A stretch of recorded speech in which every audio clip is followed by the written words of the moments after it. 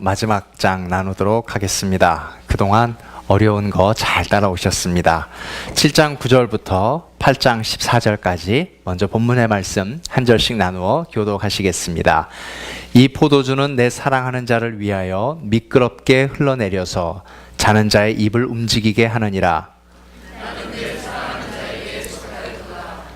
나를 사모하는구나. 내 사랑하는 자야, 우리가 함께 들로 가서 동네에서 유숙하자.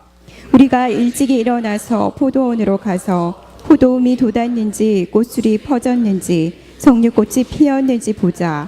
거기서 내가 내 사랑을 내게 주리라. 합한 채가 향기를 뿜어내고 우리의 문 앞에는 여러 가지 귀한 열매가 새것 묵은 것으로 마련되었구나.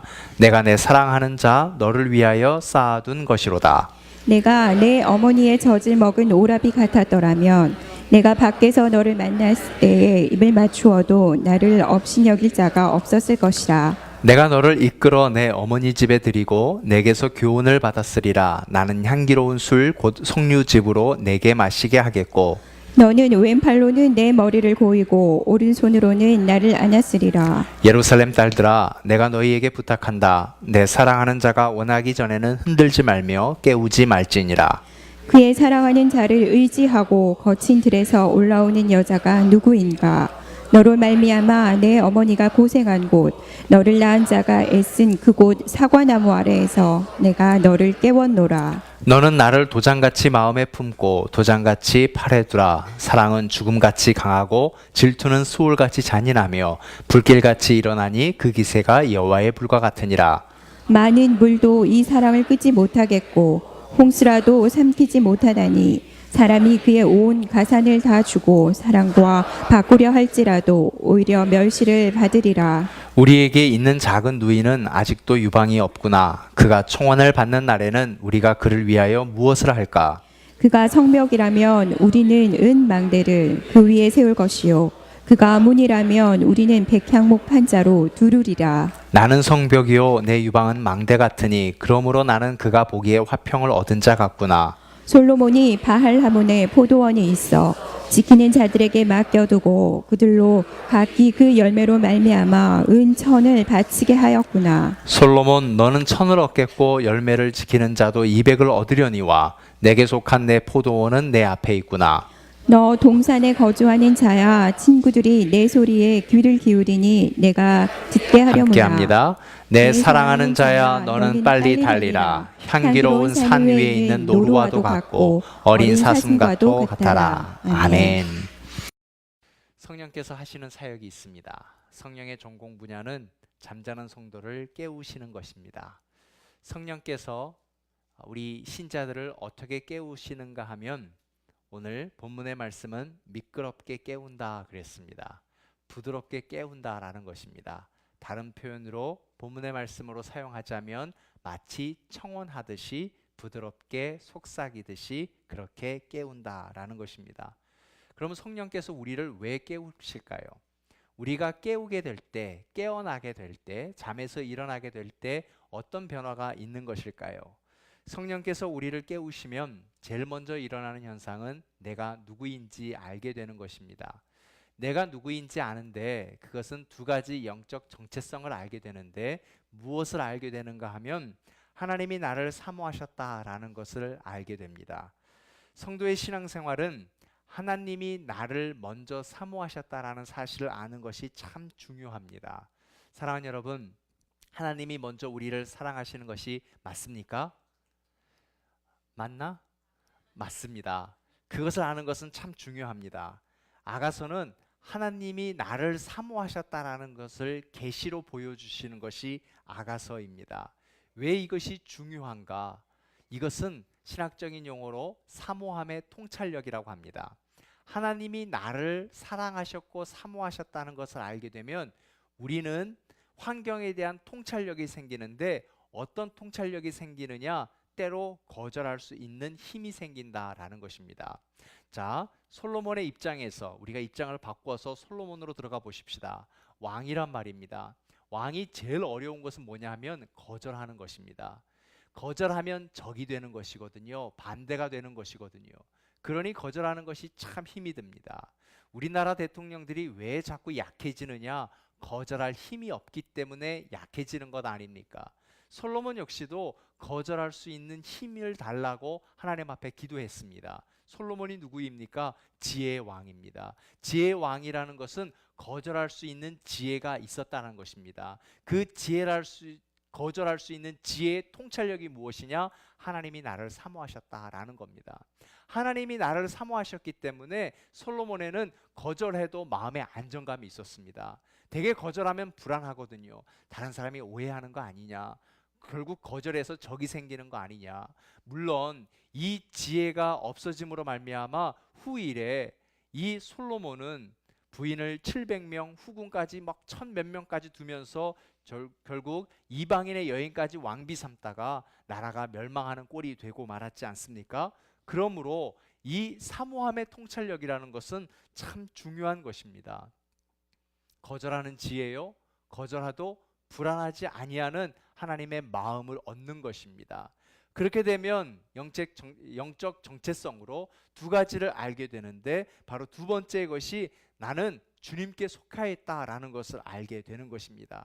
주님께 속하였다라고 하는 7장 10절의 표현은 내가 사랑하는 자에게 속하였다라고 하는 것은 내가 무슨 일이 일어나다 할지라도 염려 없이 하나님을 섬긴다. 나는 하나님의 리더십 아래에 있다. 나는 하나님 아래에 있다라고 하는 것입니다. 내 삶에 있어서 가장 중요한 이슈는 하나님을 사랑하는 것이지 다른 것에 있지 않다라고 하는 것입니다. 그러므로 우리는 깨어나야 합니다. 성령께서 우리를 깨워서 확인시켜 주시는 것은 하나님이 나를 사랑하셨고 내 인생의 가장 중요한 이슈는 하나님의 사랑 안에 있다라고 하는 것입니다.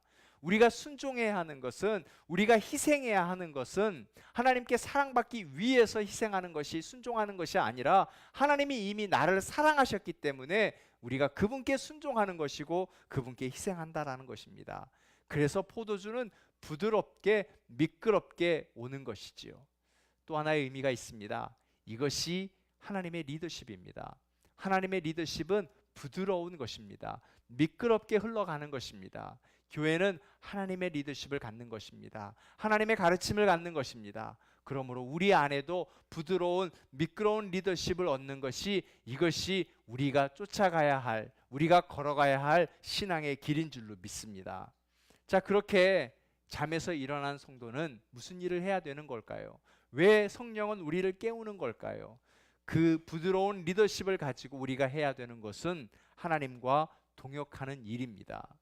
우리가 이렇게 함께 모여 교회에서 예배하고요, 문을 나가면서 우리 마음속에 들어야 되는 것은 야, 1시간 잘 견뎠다가 아니라 이제 내가 하나님과 아름다운 동역자가 되어야 되겠구나, 내가 어떤 일에 참여해야 되겠구나, 그런 마음이 일어났으면 참 좋겠습니다. 왜냐하면 우리는 하나님의 동역자이기 때문입니다. 왜 동역이 중요한가? 왜 우리는 일을 해야 되는가? 이렇게 가만히 앉아 있으면 안 되는가? 동역에는 놀라운 일이 있습니다. 주님은 동역하는 자에게 주님의 능력을 푸셨던 것입니다. 제자가 되었던 것만으로써 주님의 능력을 갖는 것이 아니라 비로소 제자가 주님과 함께 동역하게 될 때 주님의 능력을 나눌 수 있었던 것처럼, 하나님의 자녀가, 하나님의 신자가 더 이상 잠을 자지 않고 깨어서 하나님의 동역자가 될 때 하나님의 능력을 소유하는 자가 되리라 믿습니다. 이것이 사역의 기초인 것입니다. 그렇다면 우리는 어디에서 사역을 하는 걸까요? 오늘 사랑하는 신부가 가는 곳은 들로 갔습니다. 그리고 동네로 갔습니다. 들과 동네는 같은 뜻이지만 같은 뜻을 반복해서 사용하기 위해서 살짝 틀어 놓았습니다. 들이라고 하는 것은 가장 가까운 곳입니다. 가장 친밀한 사람들이 들에 모여서 일을 했습니다. 낯선 곳에서, 그냥 직장에서 우리가 전혀 만나지 않는 사람처럼 일하는 것이 아니라 들판에서 일을 할 때에는 가족 단위로 일을 했지 않습니까? 가장 친밀한 사람들이 모여서 일한 곳이, 그리고 멀리 떨어져 있지 않습니다. 동네를 들판으로 나가면서 다른 동네 들판으로 가지 않잖아요. 자기 동네에 가장 가까운 들판에서 일하는 것입니다. 그러므로 가장 작은 단위요, 가장 가까운 곳, 지금 우리에게 적용하자면 가정이요, 교회요, 우리 이웃으로 나가는 것이 하나님과 동역하는 것입니다. 그런데요, 여기에는 한 가지 더 의미가 있습니다. 우리가 지난주 2주 전에 함께 나눌 때 신부에게 시험이 찾아왔습니다. 시험의 계절이 있더란 말입니다. 어떤 시험이 있었습니까? 하나님의 임재가 나타나지 않았습니다. 그리고 가장 가까운 사람으로부터 내가 상처를 받고 오해를 받았습니다. 그 일들이 있었던 것이 어디 있는가 하면 바로 동네요, 들판이더란 말입니다. 들이요, 동네라고 하는 것은 우리가 가장 가까운 사람들이 모인 곳이지만 그곳에 때로는 어려움이 있고 실망이 있다라는 것입니다. 그럼에도 불구하고 친밀감을 놓치지 아니하고 친밀감을 지켜가면서 하나님을 사랑하는 그 사랑에 변하지 아니하면 우리는 하나님과 동역하는 동역자가 될 수 있습니다. 이 신부가 2장쯤에 성숙하지 못한 신부가 되어 있었을 때에 신랑을 초대한 곳은 어디였는가 하면 바로 잔치집이었습니다. 잔치집은 아직 성숙하지 못한 자가 섬길 수 있는 곳입니다. 잔치는 다 한 목적으로 모여들었지 않습니까? 그냥 흥을 위해서, 즐겁기 위해서 모인 곳입니다. 낯선 사람들도 오지 않습니까? 그곳에서 낯선 사람들도 그냥 적응할 수 있는 것은 그 자리는 먹고 마시는 잔치집이기 때문에 섬기는 것이 어렵지 않습니다.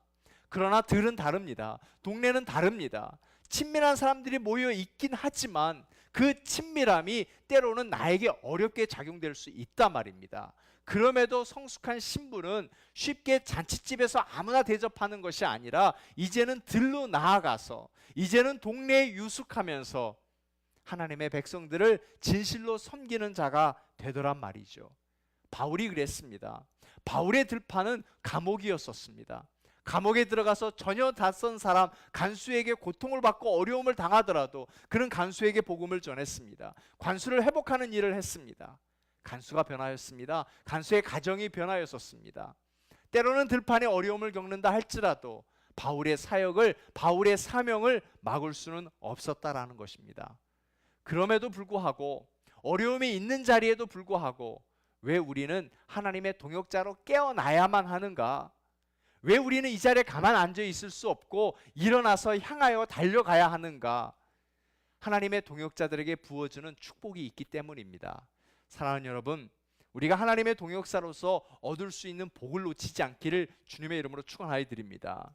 그러면 하나님의 동역자가 얻는 것이 무엇인가? 바로 13절 합한채입니다. 합한채는요, 창세기에 한번 언급됩니다. 어떻게 언급되는가 하면 라헬이요, 아이를 갖지 못했었습니다. 그래서 레아를 질투하고 하나님 나에게 아들을 주시면 아니 되겠습니까? 아이를 주시지 않으시겠습니까? 라고 기도했을 때 라헬이 먼저 얻은 것은 무엇이었는가 하면 합한채였었습니다. 당시에 정말 기적과 같은 일은 뭐냐면 불임이 치료되는 것입니다. 그건 어느 누구도 해결할 수 없는 문제고 오로지 하나님의 손에 달린 일입니다. 그러므로 합한채를 얻었다라고 하는 것은 우리의 삶에 기적이 일어난다라고 하는 것입니다.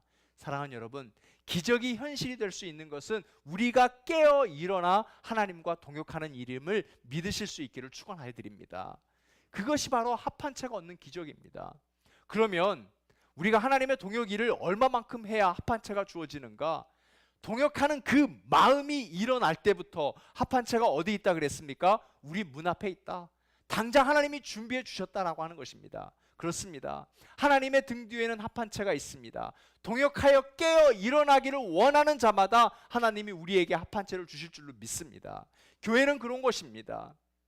태문이 열리는 것입니다. 기적이 일어나는 곳이란 말입니다. 하나님과 동역할 때 우리의 가정이, 우리의 교회가, 우리가 섬기는 곳곳마다 하나님의 기적이 일어나리라 믿습니다. 그 합한채의 기적은 무엇이냐? 조금 더 자세히 설명하는데 이것입니다. 여러 가지 귀한 열매가 있는데 때로는 새 것이요 묵은 것으로 나타나더란 말입니다. 새로운 것입니다. 날마다 새로운 은혜입니다. 하나님은 예배자에게 날마다 새로운 은혜를 공급하여 주십니다. 또한 묵은 것을 마련해 주셨습니다. 묵은 것이라는 것은 옛날 것을 말하는 것입니다. 조금 더 나가서 옛날의 실패를 말하는 것입니다. 우리는 예전에 실패한 것이 있습니다. 실수한 것이 있습니다. 넘어진 것이 있습니다. 예전에 쓴뿌리가 있고 예전에 상처가 있습니다. 그런데 그것을 바꿔주시더란 말이죠. 그런데 우리는 이렇습니다. 상처받았기 때문에 오늘 그 일을 하지 않습니다. 내가 예전에 실수했기 때문에 나아갈 자신이 없습니다. 넘어졌기 때문에 일어날 힘이 없단 말입니다. 그러나 하나님은 그렇게 말씀하지 않으시고 일어나라, 깨어나라. 그러면 새 것도 새 은혜이지만 예전의 과거와 상처와 모든 것도 회복시켜 주시리라, 승리케 하겠다라는 것이 하나님의 약속이다라고 하는 것입니다. 그러므로 사랑하는 여러분, 우리는 인사로 사역하는 것이 아닙니다. 내가 잘했던 부분으로 사역하는 것이 아니라 하나님과 동역하는 마음으로 참여한다면 하나님은 합한 채의 기적을 주실 것이고, 그것은 새 것과 묵은 것을 이미 우리의 나보다 더 잘하시는 하나님께서 맞게 부어 주시리라 믿습니다. 그럼 그것은 무엇이냐? 그것은 어디에서 이루어지는 것이냐? 너를 위하여 쌓아둔 것이라고 말씀하셨습니다. 하늘의 면류관이다 말입니다. 하나님은 우리가 하는 그 모든 사역을 기억하고 보고 계시며 하늘의 면류관으로 쌓아놓고 계시는 것입니다. 계시록 21장에 천국문이 진주로 되어 있다라는 표현이 있습니다. 천국문이 진주로 되어 있다. 천국에 들어갈 문을 여는데 그 문이 진주로 되어 있다라는 겁니다. 진주는 조개의 눈물로 만들어지는 것이잖아요. 주님이 우리를 들판으로 보내시면서 우리의 어려움을 보시면서 우리의 찢어진 수고, 당한 고통을 보시면서 주님이 우십니다. 그래서 천국문이 주님의 눈물인 진주문이 되어 있다라고 표현한 것이 아닐까요? 그렇다면 우리는 가정을 위해서 울고 있는 자입니까? 교회를 위해서 우는 자입니까? 우리가 깨어서 일어나는 하나님의 동역자의 일은 바로 교회를 위해 울라, 가정을 위해서 울라, 이웃을 위해서 울라는 하나님의 말씀인 줄로 믿습니다. 그것이 하나님과 동역하는 것입니다. 그래서 우리는 깨어나야 하는 것입니다. 우리가 이웃을 위해서 울면은요, 상처받은 자를 위해서 울면은요, 시편의 고백처럼 우리의 눈물을 주의 병에 담으소서, 이것이 주의 책에 기록되지 아니하였나이까? 라는 시편의 고백처럼 우리의 모든 눈물을 주의 병에 담겨지고 주님께서 기억하여 생명책에 기록된다라고 하는 것입니다. 사랑하는 여러분, 이제 우리는 울어야 할 때입니다. 교회를 위해서 울어야 할 때입니다. 그러면 우리 교회의 문은 우리의 눈물로 진주문이 될 것입니다. 가정을 위해서 울어야 할 때입니다. 구원받지 못한 가족을 위해서 울어야 할 때입니다. 눈물이 회복되시기를, 그러한 성숙한 동역자가 되시기를 주님의 이름으로 축원하여 드립니다. 동역자가 되는 깨어남도 중요하지만 깨어난 동역자는 조심해야 될 것이 있습니다. 8장으로 넘어가는 것이 바로 그 부분입니다. 같은 어머니의 젖을 먹었다라고 표현했습니다. 당시 그 시대를 이해해 보십시오. 당시에는요, 한 남자가 여러 아내를 두었던 시대입니다. 그렇기 때문에 형제와 자매들이 많지 않습니까? 많은 형제와 자매들이 있지만 아버지는 같지만 어머니는 다 달랐습니다. 그래서 한 형제이지만 때로는 적이 될 수도 있습니다. 압살롬과 암놈처럼 형제이지만 어머니가 달라 이들은 아주 무시무시한 피바람을 일으키는 적이 되고 말았지 않습니까?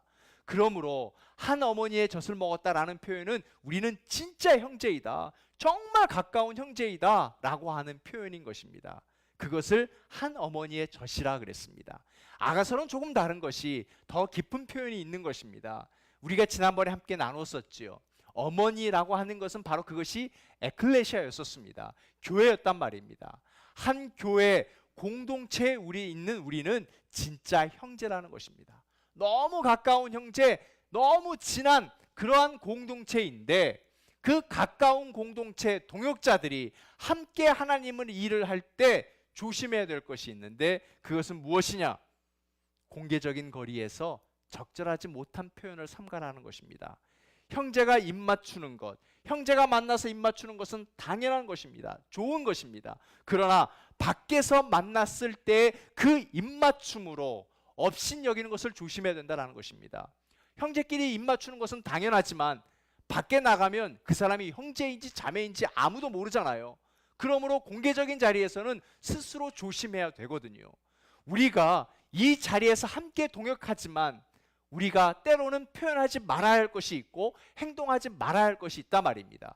더 깊은 표현은 이것입니다. 하나님이 우리에게 자유를 주셨지만 그 주신 자유를 표현하게 될 때 복음이 방해되는 것을 멈출 줄 알아야 된다라고 하는 것입니다. 이것이 하나님의 동역자의 지혜인 것입니다. 하나님이 물론 우리에게 자유를 주셨습니다. 표현할 자유를 주셨습니다. 그러나 여러분, 우리가 표현하는 것에 다른 사람이 이해하지 못하고 밖에서 하나님을 모르는 백성들이 오히려 복음이 방해되는 것이라면, 그러면 우리는 말의 표현의 자료를 삼가해야 됩니다. 우리가 행동하는 어떤 행동이 복음이 방해된다면 우리는 삼가할 줄 알아야 된다라고 하는 것입니다. 이것이 하나님 동역자가 가져야 할 지혜인 것입니다. 그래서 이 신부는 어떻게 합니까? 이끌어 주십시오. 하나님 나를 이끌어 주십시오. 오로지 기도하더란 말입니다. 기도는 이런 지혜를 주는 것입니다. 기도하지 않으면 우리는 실수하게 됩니다. 성급하게 넘어지게 된단 말입니다. 내 판단이 실수하지 아니하도록, 내 행동이 실수하지 아니하도록, 복음에 방해가 되지 아니하도록 하나님 나를 이끌어 주시옵소서. 기도하는 하나님의 동역자 되시기를 축원하여 드립니다. 성도가 누구입니까? 우리는 적어도 무화과 나무 열매를 얻기 위해서 신앙생활하는 사람들이 아닙니다. 우리는 여호와 한 분만을 기뻐하기 위해서 예배하는 사람들입니다. 여호와가 나의 목자기 때문에 우리는 부족해도 부족하지 않는다고 고백하는 사람입니다. 하나님 앞에 우리의 믿음을 보이며 오늘도 하나님이 살아계신 것, 내가 하나님의 자녀라는 것, 하나님의 사람이라는 것을 보이며 사는 사람들이 성도란 말입니다. 그래서 하나님은 성도에게 천국을 위임하셨습니다. 그래서 우리는 하나님 앞에 항복하는 믿음으로 내 몸을 내려놓고 거룩한 산 제물이 되는 헌신을 하는 것입니다. 하나님이 행하시지 않는 것에 결코 마음을 빼앗기지 않기 위해서 오늘도 하나님 세대를 본받지 않게 해주십시오 기도하는 사람들이 바로 하나님의 동역자라고 하는 것입니다. 그러한 성도들에게 하나님은 계속 잠을 깨우시면서 하나님의 마음을 여십니다. 8장 6절입니다. 나를 도장같이 마음에 품으라 라고 하나님이 말씀하십니다. 너무 자세하게 번역하다 보니까 더 깊은 뜻을 놓친 것 같습니다. 때로는 그냥 옛날 걸 그대로 놔뒀으면 좋겠습니다. 당신은 왕의 권위를 표현하기 위해서 편지를 보낼 때 밀로 봉한 다음에 왕의 반지로 그것을 녹여서 밀봉하지 않습니까? 왕의 친서다, 왕의 비밀 문서다라는 뜻이었습니다. 도장, 그래서 너무 약한 것 같습니다. 하나님이 우리의 마음에 인치신다라는 것입니다. 우리의 영에 하나님의 모든 사랑이 부어지면 우리는 인으로 막아야 할 필요성이 있습니다. 왜냐하면 하나님의 사랑은 죽음보다 강하거든요. 하나님의 사랑은 질투보다 잔인하다 그랬습니다. 이 표현은요, 무섭게 오해하지 마십시오. 당시 정말 뜨겁다라는 거 표현하는 것, 정말 강한 것이다, 이보다 더 큰 것, 이보다 더 좋은 것, 이보다 더 뜨거운 것이 없다라는 표현이 질투라는 표현입니다. 굉장한 힘을 표현할 때 이 표현을 썼거든요. 하나님의 사랑이 그렇습니다. 지금 하나님이 예배자에게 쏟아 부어주시는 사랑이 이렇단 말입니다. 근데 우리는 그 사랑을 봉할 필요성이 있습니다. 왜냐하면 그 사랑이 얼마나 뜨거운지, 그 사랑이 죽음보다 강한 것을 누구보다도 사탄이 알아, 원수가 알아 우리에게 계속 고통의 물을 보냅니다. 불을 끄는 무감각을 보냅니다. 사랑을 받아도 무감각합니다. 오히려 고통에 거하게 합니다. 시험에 거하게 합니다. 오해 속에 있게 만듭니다. 서운함을 있게 만듭니다. 그 물로 하나님의 불을 자꾸만 끄게 만들더란 말이죠. 그래서 우리는 유혹에 이겨나가야 되는 것입니다. 하나님의 동역자는 잠을 잘 수 없습니다. 계속해서 물로 불을 끄려 하니 우리는 깨어 있어야 하는 것입니다. 교회는 사랑의 뜨거움이 있는 것입니다. 사랑은 어떻게 표현되는가? 존경과 존중으로 표현되는 것입니다. 그것이 선한 공동체입니다. 가정에서 존경이 사라진다면, 교회에서 사랑이, 존경이 없다면 그것은 울리는 깽가 되는 것입니다. 또 하나의 표현이 있습니다. 교회는 사람에게는 따뜻해야 하고 하나님을 향해서는 뜨거워야 하는 것입니다. 예배 열기는 뜨거워야 하는 것입니다. 그리고 서로 봉사하는 것은 따뜻해야 하는 것입니다. 그래서 로마서는 잠자는 성도들에게 깨어있기 위하여서 두 가지 신앙생활을 제시합니다. 로마서 12장 11절부터 보면 부지런하여 게으르지 말고 열심을 품고 주를 섬기라 그랬습니다. 부지런하다라고 하는 것은 탁월하다라는 의미입니다. 사랑하는 여러분, 탁월하게 주님을 섬기시기를 축원하여 드립니다. 우선순위란 말입니다. 최고로 드려라라는 것입니다. 주님을 사랑하는 것이 우리 삶의 최고여야 합니다. 하나님이 우리를 그렇게 사랑하셨습니다. 마음을 다했다 그랬습니다. 뜻을 다했다 그랬습니다. 그래서 하나님은 질투하신 하나님입니다. 모든 것을 다 투자해서 우리를 사랑하시거든요. 그처럼 우리도 모든 것을 다 투자해서 탁월하게 열심을 품고 뜨거운 마음으로 주를 섬겨라는 것입니다. 두 번째는 이것입니다. 소망 중에 즐거워하며 환난 중에 참으며 기도에 항상 힘쓰라. 매 순간순간 기도해라라는 말씀보다 우리의 생각, 기도는 무엇입니까? 뜻이 하나님께 집중되는 것이 그것이 기도 아닙니까? 그러므로 우리의 모든 생각, 모든 뜻이 하늘에 집중되어라라는 것입니다. 그래야 우리가 깨어 있을 수 있습니다. 그래야 하나님과 동역할 수 있습니다. 우리가 하나님과 동역한다고 하면서 우리의 생각과 뜻이 다른 곳에 가 있다면, 땅에 가 있다면 결국 하나님과 동역할 수 없게 된다는 것입니다. 보실래요? 사도행전 4장 5장에 보면은요, 초대교회가 부흥한 이야기가 기록되어 있는데 굉장했었습니다. 그냥 막 수천 명씩 3천 명, 5천 명, 만 명들이 막 교회에 등록하기 시작하는데 그 대부분 등록한 교인들을 보니까 당시에 소외된 약자들이요, 소외된 사람들이었습니다. 가진 것이 없는 사람들이었습니다. 목회를 하던 중에 한 분이 이 소외되고 약한 사람들을 위해서 헌신했습니다. 성경은 그 사람이 구브로 출신이고 장로님이라 그랬습니다.